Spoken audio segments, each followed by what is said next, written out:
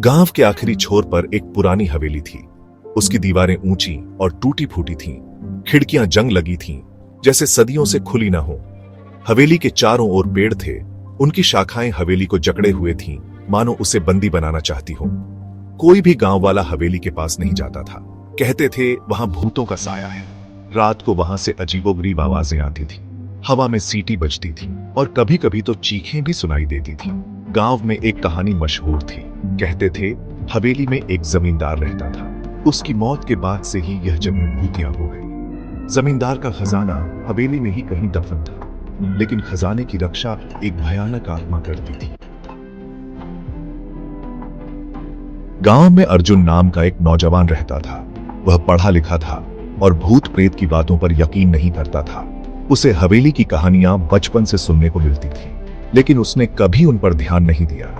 एक दिन उसके दोस्तों ने उसे हवेली में रात बिताने की चुनौती दी। अर्जुन ने हंसते हुए चुनौती स्वीकार कर। शाम ढलते ही अर्जुन अपने दोस्तों के साथ हवेली के बाहर पहुंच गया। उसके दोस्तों ने उसे हिम्मत दी और फिर वहीं पास में रुककर इंतजार करने लगे कि कब अर्जुन डर के मारे बाहर भागता है। अर्जुन ने हवेली का जंग लगा लोहे का गेट धक्का देकर खोला। गेट के खुलते ही एक ठंडी हवा का झोंका आया और उसके रोंगटे खड़े हो गए। अंदर का नजारा और भी डरावना था। चारों तरफ धूल और मकड़ियों के जाले थे। दीवारों पर सीलन के कारण काई जम गई थी।